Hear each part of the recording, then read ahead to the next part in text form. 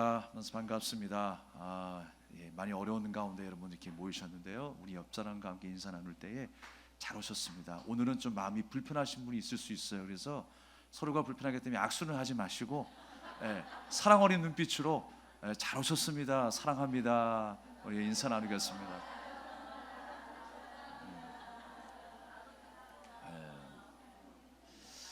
이따가 예배가 끝나고 저는 여러분과 함께 마주보면서 악수하고 싶은 마음이 간절한데 혹시 불편한 분이 계시기 때문에 그래서 절제하겠습니다. 그래서 이해해 주시고 양해해 주시기 바라겠습니다.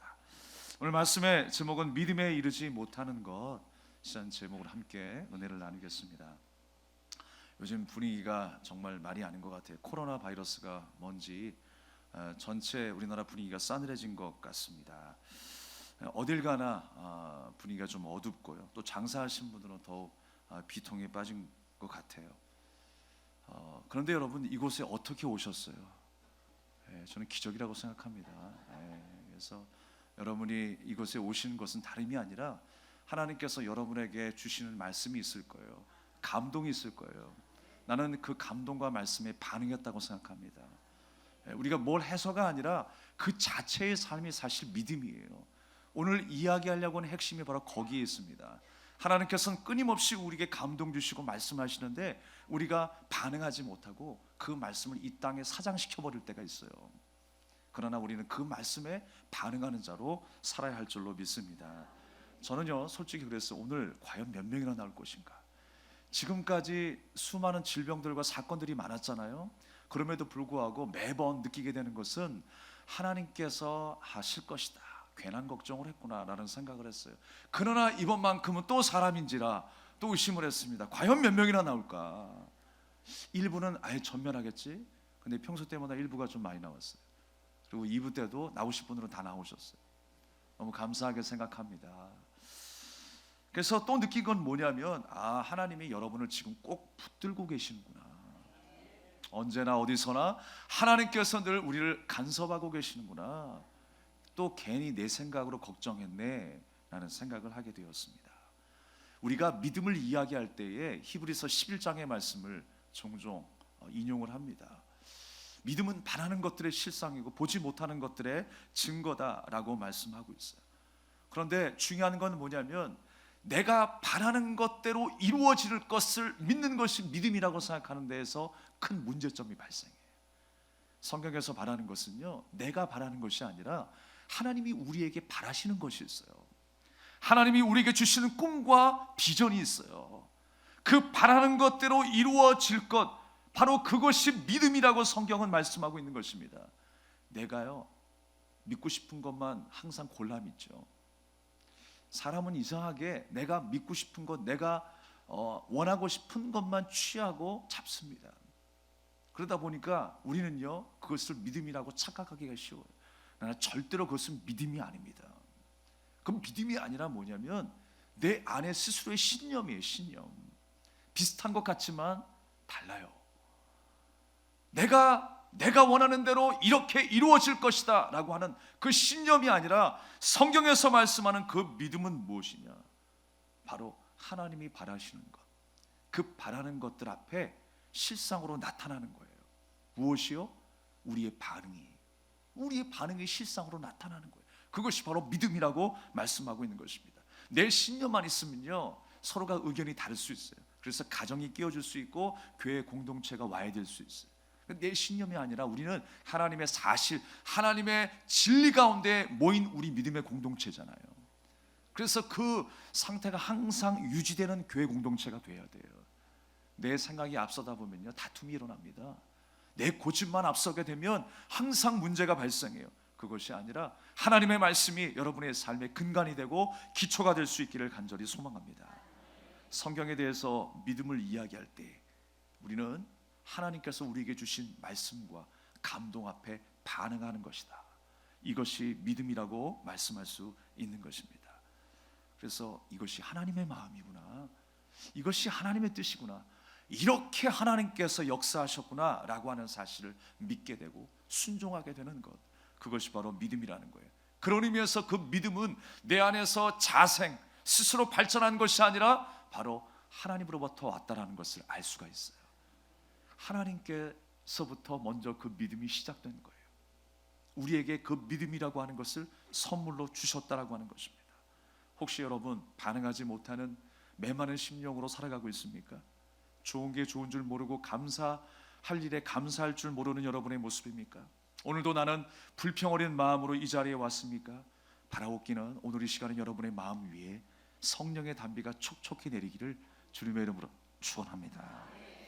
오늘 본문의 말씀은요, 상상만 해도 끔찍한 내용들이에요. 만약에 내가 내 손으로 범죄하였으면, 내 발이 범죄하였으면 그것을 아예 잘라버리는 게 낫대요. 끔찍하지 않습니까? 그냥 무심코 지나가는데 하나하나 곱씹어서 말씀의 내용을 묵상하다 보니까 끔찍한 내용이에요. 그리고 더 나아가서 9절에 보니까 만일 내 눈이 너를 범죄하게 하거든 빼어내버리라. 한눈으로 영생에 들어가는 것이 두 눈을 가지고 지옥불에 던져지는 것보다 낫다라고 말씀하고 있어요. 영생을 얻는 것은 좋아요, 천국에 들어가는 것은 좋아요. 그런데 내가 이렇게 손해봐야 한다니, 끔찍하게 내가 형벌을 받아야 한다니, 뭔가 마음이 편하지 않은 것 같아요. 그러나 오늘 우리에게 무엇을 말씀하고 있는 거예요? 극단적인 신앙생활을 우리에게 말씀하고 있는 거예요. 네가 진짜 하나님을 사랑한다면 이렇게 극단적으로 하나님 앞에 결단해야 돼. 죽음이냐 삶이냐 이것이 문제로다. 사느냐 죽느냐 이것이 문제로다. 극단적인 신앙을 우리에게 말씀하는 것일까요? 그렇지 않아요. 극단적인 신앙을 말씀하는 것이 아니라 우리가 앞뒤 전후에 그 문맥을 보면요, 바로 이런 말씀이에요. 자신을 낮추는 자에 대해서 말씀하고 있어요. 작은 자에 대해서 말씀하고 있어요. 우리가 어떻게 믿음에 이르게 되고 그 믿음 때문에 구원함을 얻게 되는지를 우리에게 말씀하고 있어요. 그래서 예수님이 누구를 비유로 말씀하십니까? 어린아이, 작은 소자 한 명을 데려와서 말씀하고 있는 거예요. 사랑하는 여러분, 우리가 주님 앞에 낮추는 자로, 겸손한 자로 살아갈 수 있기를 간절히 바랍니다. 오늘 본문의 말씀에 내 발이나 손이 범죄하면 찍어내 버리라. 극단적인 신앙생활이 절대 아니라고 하는 것입니다. 어떤 분들은 그것이 마치 믿음인 것처럼, 믿음이 좋은 것처럼 생각하시는 분들도 있습니다. 그러나 가만히 속을 들여다보면요, 자신을 헌신하는 것 같고 자신을 포기하는 것처럼 보여도 어쩌면 자신의 유익을 위해서인가 우리는 한 번쯤 의심해보고 살펴봐야 돼요. 그 인터넷 기독교 사이트에 어떤 기자가 기고한 글을 본 적이 있습니다. 그 글 가운데에 이런 내용이 있었어요. 기독교인들에게는 하나의 강박증이 있다라는 거예요. 그러면 어떤 강박증일까요? 교회는 완전 무결해야 한다. 성도는 완전 무결해야 한다. 좋은 말인 것 같기는 한데 정말 교회가 완전 무결할 수 있는가? 우리 성도가 완전 무결할 수 있는가? 우리는 예수님 때문에 그것이 가능하겠죠. 그런데 우리가 앞뒤가 다르다라는 것을 말씀드리고 싶은 거예요. 교회 안에도 성도 안에도 세상에서 일어나는 부족함과 연약함, 상처와 사고들이 많이 일어나고 있어요. 그런데 교회니까, 나는 집사니까, 목사니까 마치 거룩한 것처럼, 모든 것들이 아무 흠도 없는 것처럼 위장하고 포장하는 우리의 신앙생활은 아닌가. 그래서 그 기자가 하는 말이 우리 한국교회의 신앙을 진공 속의 신앙이다라고 이야기를 했어요. 진공 상태, 균이 없는 진공 상태. 나는 그것과 상관없는 사람이야. 나는 죄와 상관없는 사람이야. 나는 세상과 다른 사람이야. 여러분, 우리가 그럴듯하지만 그럴듯한 거하고 진짜하고는 완전히 다른 거예요. 거룩한 것 같지만, 진실된 것 같지만, 하나님의 말씀 앞에 순종하는 것 같지만 그럴듯한가? 아니면 진리 가운데 진짜 속해 있는가? 그건 다른 거예요. 우리가 위장하는 삶이 아니라 하나님 앞에 진정으로 회개하는 삶, 하나님의 말씀 앞에 온전히 반응하여 순종하는 삶, 진짜 그리스도인으로 사시기를 주님의 이름으로 권면합니다. 그래서 우리가 믿음이 좋은 것처럼 살아가는 것이 아니라 좋은 믿음으로 사는 거예요. 하나님께서 우리에게 보여주신 그 말씀, 그 감동을 우리가 외면하지 아니하고 땅속으로 사장시키지 아니하고 내 현실에 묻어버리지 아니하고 하나님의 말씀에 반응해서 온전히 하나님을 의지하며 순종하는 삶으로 살아야 할 줄로 믿습니다. 불완전한 인생인데도 불구하고 우리가 완벽한 사람처럼 산다는 것, 여러분 이게 가능합니까? 불가능한 거예요. 누구나 다 마찬가지입니다. 완전 무결함을 보이는 것이 교회의 모습이 아니에요. 주님은 우리의 연약함을 다 알고 계세요. 우리가 항상 완전한 교회를 사도행전적 교회의 초대교회의 모습이다라고 이야기했지만 초대교회의 모습에 완전함이 있었습니까? 아니에요. 노상 문제가 많았어요. 고린도 교회 보십시오. 얼마나 문제가 많았습니까? 그러나 그 연약한 사람들이 모여서 성령을 받고 하나님의 말씀 안에 새롭게 되고 날마다 하나님을 알아가면서 주님이 기뻐하시는 하나님의 자녀로 성장해 나가는 거예요. 그 은혜에 붙들고 살아가는 거예요. 오늘도 우리가 그 은혜를 사모할 수 있기를 간절히 바랍니다. 그래서 우리는 진공 속의 신앙이 아니라 세상 속에 속해 있지만 세상과 구별되어 살아가는 예수님의 흔적을 가진 사람으로 살아야 할 줄로 믿습니다. 예전에 저는요, 학교 선생님을 만나면 선생님은 화장실도 안 가는 줄 알았어요. 저만 그렇게 생각한 게 아니죠. 여러분도 그렇게 생각했을 거예요.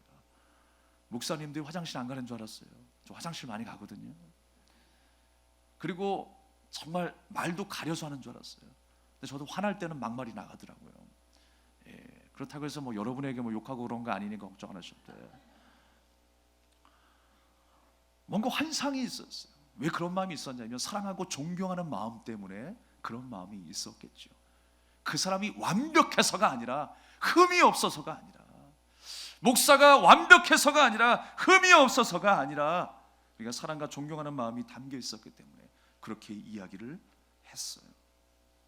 중요한 건 뭐냐면 우리가 서로가 문제가 있으면 그 문제를 인정하고 용서하고 사랑하는 것, 그게 더 중요한 거예요. 내 안에 문제가 있음에도 불구하고 내가 가리워지고 위장하고 포장하는 우리의 신앙이 아니라 솔직하게 말하고 대화와 용서로서 진정성 있는 신앙생활, 그 삶을 하나님께서 기뻐하신다라는 거예요. 바로 그것이 우리에게 믿음이다라고 말씀하고 있어요. 포장하는 믿음이 아니라 내가 하나님 앞에 있는 모습 그대로 반응하는 믿음. 하나님의 영이 떨어지니까 내가 죄인임을 깨닫게 되었어요. 하나님의 말씀이 내 귓가에 들리고 내 눈에 보여지기 시작하면서 내가 죄인임을 깨달았어요. 베드로가 예수님 앞에 고백했던 것처럼 내가 죄인이로소이다, 나를 떠나소서. 그리고 하나님의 마음이 무엇인지 알게 되었어요. 예수님이 왜 이 땅에 오셨는지, 왜 죽으셔야 했는지, 왜 이런 기적을 우리에게 보여주시는지, 왜 이러한 병자가 나타나고 이런 환경 속에, 이런 지역 속에 이 사람을 만나게 하시는지 하나님의 뜻을 알게 된 거예요. 우리가 성경에 보게 되면 어딜 가나 예수님이 계시다고 하죠. 우리를 구원하시려고 하는 하나님의 섭리와 계획과 의지가 담겨 있어요. 아, 여기 봐도 예수님이 계시네, 여기 봐도 예수님이 계시네. 이 사건, 이런 부패 속에서, 이런 도덕적인 해이 속에서 하나님이 우리에게 말씀하시는 것, 나를 향하신 바로 예수님의 구원, 그 사랑과 은혜를 우리에게 말씀하시잖아요. 그것을 알고 아멘, 아멘 하는 것이 믿음이에요. 추상적이라고 아니에요. 절대로 믿음은 추상적이 될 수 없어요. 믿음은 아주 구체적인 거예요. 믿음은 나 하나만의 신념과 나 하나만의 어떤 소견이 아니라 믿음은 바로 관계에서 이루어지는 거예요. 하나님과 나 사이의 온전한 그 믿음의 관계 속에서 하나님의 마음을 알고 하나님의 뜻을 알고 순종하는 것이 믿음이라는 거예요. 부모 앞에 자녀들이 말씀하는데 순종하고 반응하는 거예요. 모른 체하고 무시한다고 생각해 보십시오. 얼마나 가슴이 아픕니까? 그런데 그 말을 이해하고 순종하고 따르는 거예요.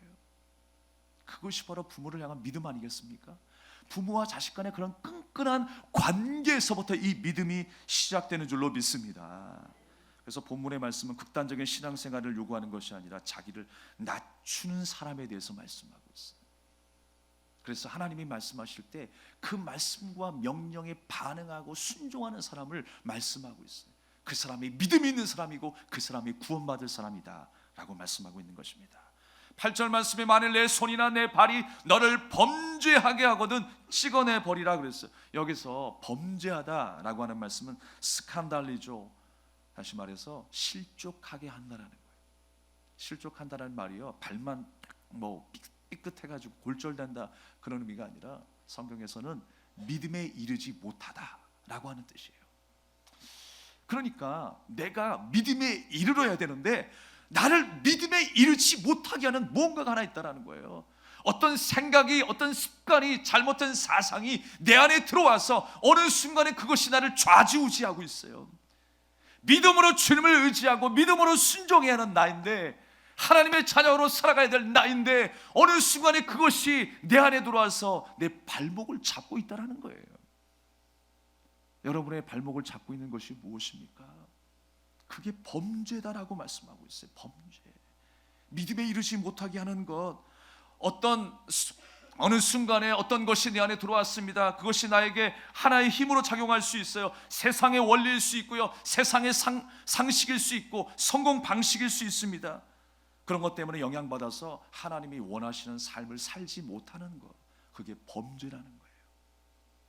하나님의 말씀에서 빗나가는 삶, 하나님의 비전, 하나님의 소망이 내 소망과 내 비전이 아니라 나는 메마른 심령 가운데 내가 하고 싶은 대로 살아가는 인생, 그것이 바로 범죄다라고 말씀하고 있는 것입니다.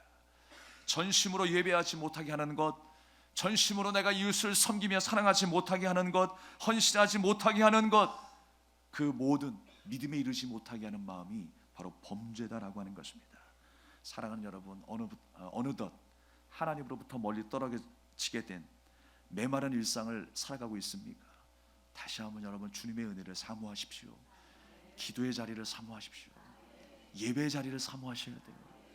예배 한 시간을 통해서 여러분 어떤 일이 일어날지 몰라요.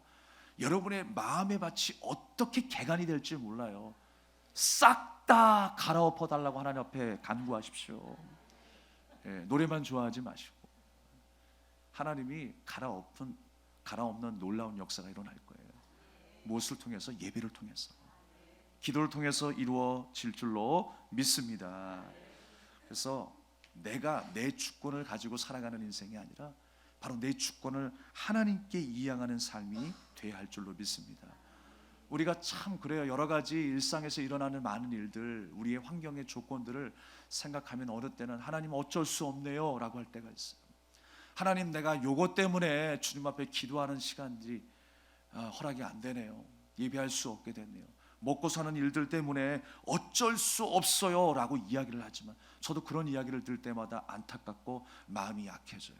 그러나 마음이 약해지다가도 다시금 말씀을 묵상하면서 기도하다 보면 냉정해져요. 왜 냉정해지냐면 사실 이 문제로 하나님 앞에 나왔지만, 이 문제 때문에 내가 하나님 앞에 핑계를 대고 있지만 사실 그 문제가 아니라는 것을 깨닫게 되는 거예요. 그 주변에 수많은 가지의 문제들이 너무 많아요.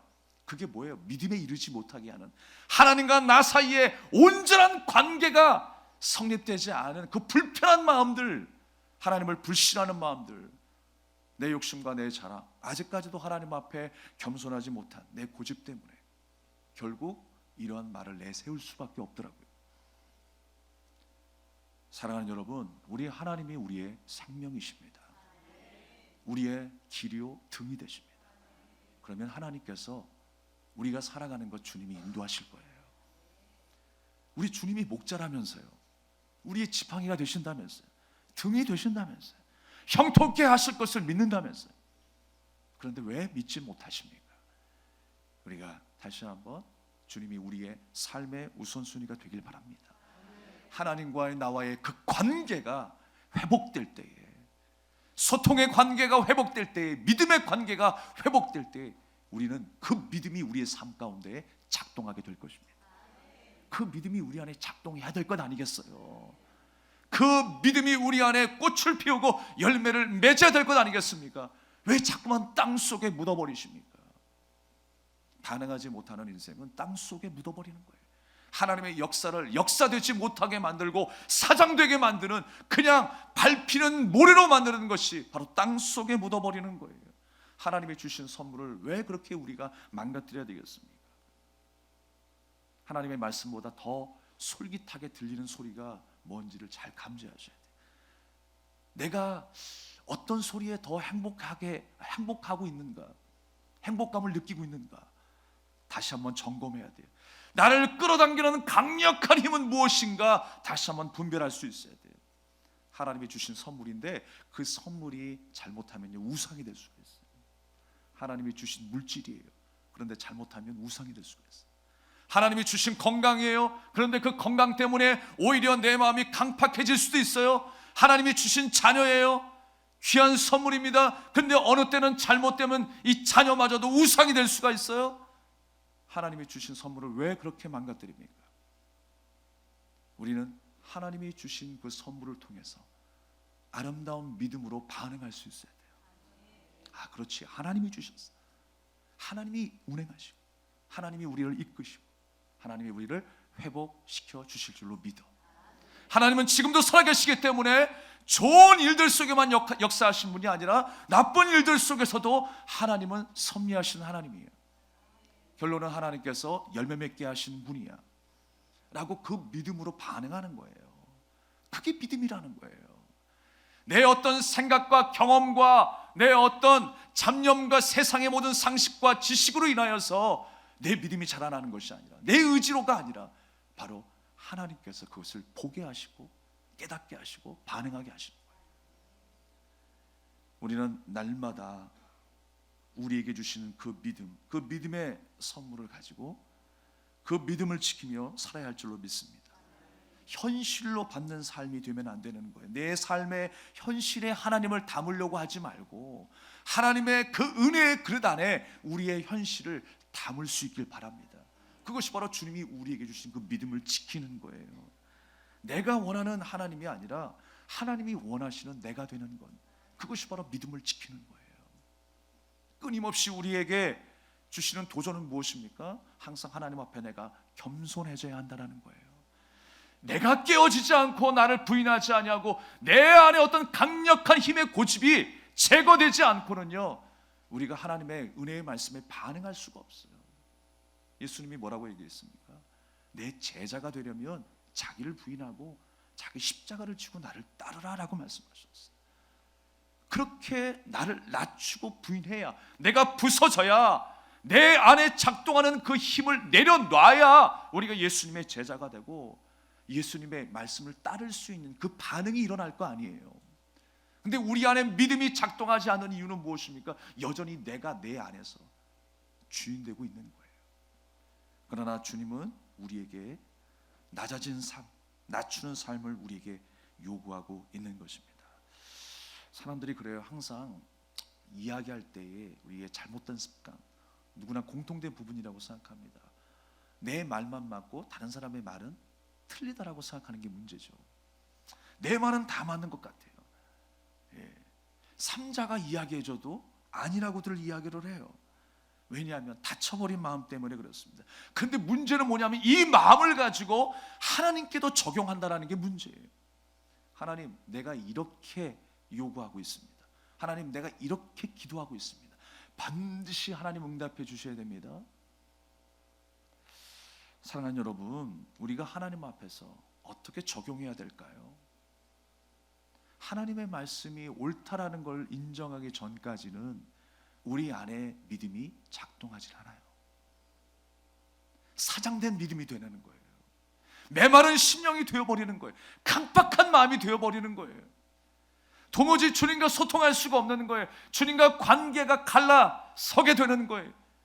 이웃과의 모든 관계도, 세상을 바라보는 우리의 믿음의 눈도 점점 닫히게 되는 거예요. 사랑하는 여러분, 믿음이 무엇인가를 분명히 모르기 때문에 이런 현상이 일어나는 것입니다. 한 가지 여러분에게 묻겠습니다. 어떤 사람이 많은 일을 한다고 해서 반드시 그가 믿음이 좋은 사람입니까? 아닐 수도 있습니까? 헷갈리죠? 네. 가장 쉬운 문제가 사실 가장 어려운 문제예요. 쉬운 것 같지만 어렵죠. 교회 안에서 정말 많은 일을 하시는 분이 있어요. 그런데 믿음이 좋을 수도 있고 안 좋을 수도 있어요. 목사 안수만 받으면 그 사람의 믿음이 최고점에 클라이막스에 오르게 됩니까? 그러면 어떻게 생각하세요? 그럴 수도 있고 아닐 수도 있어요. 권사라고 장로라고 그럴 수도 있고 아닐 수도 있어요. 여러분, 목사만 되면 다 믿음이 최고조로 좋아지는 게 아니에요. 분명히 그렇지 않을 수도 있어요. 목사보다 더 아름다운 믿음을 소유하신 분들은 얼마든지 많이 있습니다. 믿음이 무엇입니까? 우리의 믿음의 좋고 나쁨을 따지고 계산할 수 있는 것이 아니라 지금도 얼마나 하나님의 말씀 앞에 반응하며 살아가고 있는가. 끊임없이 말씀드리죠. 지금도 하나님의 손 붙잡고 있느냐. 내가 신앙생활을 20년 했기 때문에 30년 했기 때문이 아니라 내가 당장 오늘 믿기로 작정한 바로 하루라 할지라도 오늘 이 순간에 하나님을 주인 삼고 의지하고 있느냐. 그것이 중요한 거예요. 여러분, 하나님의 말씀에 그렇게 반응할 수 있길 바랍니다. 그렇게 순종할 수 있길 바랍니다. 히브리서 11장 1절 말씀에 믿음은 바라는 것들의 실상이요 보지 못하는 것들의 증거라고 했어요. 우리의 꿈과 소망이 있습니다. 즉 우리가 예수님을 닮아가고 하늘을 소망하는 것, 그것이 바로 우리의 바람이 되어야 한다는 거예요. 그것이 바로 우리의 소망이 되어야 한다는 거예요. 그것을 성경은 분명하게 말씀하고 있습니다. 디모데전서 4장 10절에 보면 우리 소망을 살아계신 하나님께 두미니 라고 말씀하고, 고린도전서 15장 19절 말씀에 만일 그리스도 안에서 우리가 바라는 것이 다만 이 세상의 삶뿐이면 모든 사람 가운데 우리가 더 불쌍한 자다. 이 세상의 삶뿐이라면 우리는 불쌍한 자라는 거예요. 하나님을 모르는 자에게는 이 세상이 전부일 수밖에 없어요. 이 세상 끝나면 다 끝나는 것으로 착각하며 살아가요. 그러나 여러분, 우리의 바람은 바로 하나님의 바람이 되어야 합니다. 예수님을 닮아가는 바람, 하늘을 소망하는 그 바람이 우리 안에 있어야 되는 거예요. 이런 마음이 언제 임합니까? 하나님의 영이 우리 가운데 임할 때에, 주님의 영으로 충만하게 될 때에 이런 일들이 일어나는 거예요. 이런 고백이 일어나는 거예요. 이런 반응과 순종이 일어나게 되는 줄로 믿습니다. 보지 못하는 것들의 증거라고 그랬습니다. 보지 못했던 것을 내가 보게 되는 것입니다. 여기서 본다는 건 뭐냐면 내가 알게 되고 깨닫게 되는 거예요. 온전히 내가 하나님의 마음을 알게 되는 거예요. 그것이 바로 보지 못하는 것들의 증거로 나타나게 되었어요. 보게 하셨어요. 하나님께서 증거로, 감동으로, 말씀으로 보게 하셨어요. 근데 그 믿음이 진짜 내 안에 머물러서 그 믿음이, 그 확신이 내 믿음과 확신이 된 거예요. 할렐루야. 그것이 증거로 나타났어요. 그래서 온전히 반응하는 것, 그것이 바로 실상이라는 것입니다. 바라는 것들의 실상으로 나타나고 또 보지 못하는 것들의 증거로 나타나셔서 이제 그 하나님의 마음이 나의 마음이 되어버린 거예요. 그것이 바로 보지 못하는 것들의 증거로 나타난 것입니다. 그것이 바로 하나님의 은혜로 우리 삶 가운데 주어졌다라고 하는 것입니다. 그리고 무엇보다 믿음은요, 하나님이 우리에게 먼저 주셔야 하는 것이죠. 먼저 주셔야 그걸 갖고 내 안에 믿음이 되는 거예요. 그 믿음으로 말미암아 또 우리에게 다가올 이 한 주를 승리하며 살아갈 수 있기를 주님의 이름으로 축복합니다. 그래서 우리가 그냥 하나님이 주신 그 믿음과 감동을 우리 현실의 그 바닥에 묻어버리지 마시고 우리의 삶 속에 적용하여서 아름다운 열매를 맺고 하나님께 영광을 돌릴 수 있는 저와 여러분의 삶이 되길 바랍니다. 네, 맞습니다. 옳습니다. 그게 아멘 아니, 이 아멘이잖아요. 우리가 백날 아멘만 많이 하면 뭐합니까? 진짜 우리 마음으로 아멘으로 받아야죠. 하나님의 말이 옳아요. 저 그렇게 살게요. 겸손할게요. 낮아질게요. 순종할게요. 그게 아멘이잖아요. 근데 아멘은 많이 외치는데 아멘의 삶이 없어. 뭐가 문제가 있는 거예요. 여러분, 아멘으로 사시기 바랍니다. 우리 인생을 통해 너희는 도대체 누구이며 누구에 의해 어떤 은혜, 구원을 받았는지 하나님은 알기를 원하세요. 그리고 하나님께서 그것을 말씀을 통해서 우리에게 전해주실 때에 우리가 아멘하며 순종하며 받고 이해하기를 원하시는 거예요. 우리가 한 주 동안에 그렇게 아멘의 삶의 연속이 되기를 주님의 이름으로 축원합니다. 우리가 새로운 찬양을 함께 드리려고 하는데요, 우리가 금요일 날에 함께 나누었어요. 과연 행복이 무엇인가? 주님 안에 살아가는 것, 주님의 말씀 안에 반응하며 순종하며 살아가는 것, 그게 행복이다라고 하는 고백이에요. 우리 모두의 고백이 되길 바랍니다. 이게 찬양하겠습니다.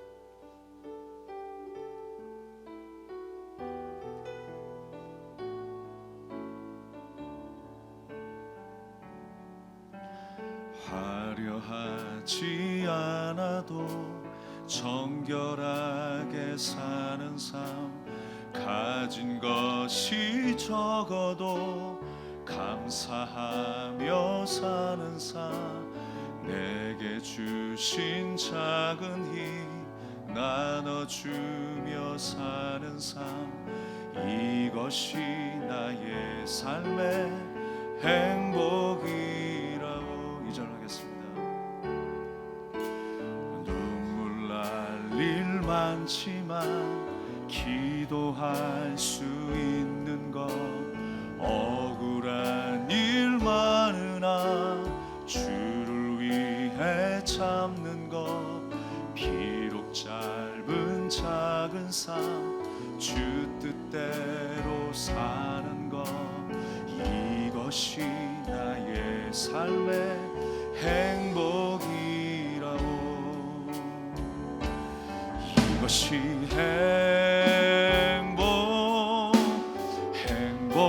행복이라오.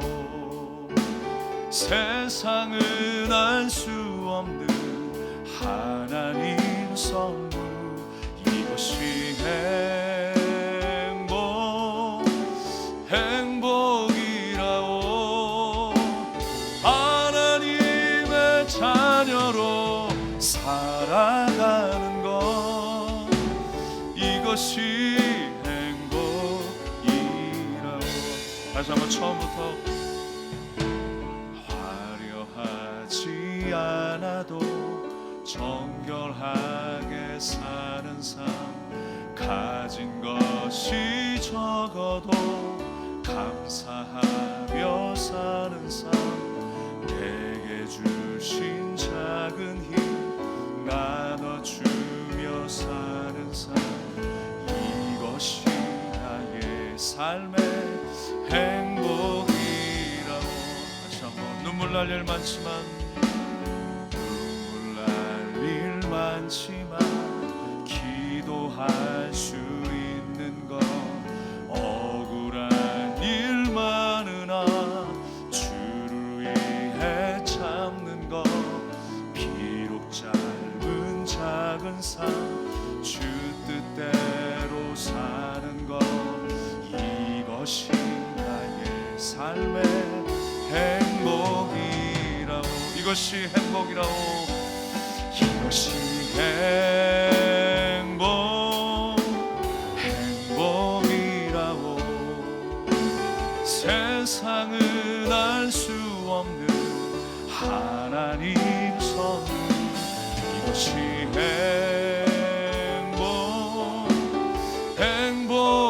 행복이라오. 하나님의 자녀로 살아가는 것, 이것이 행복이라고. 이것이 행복이라고.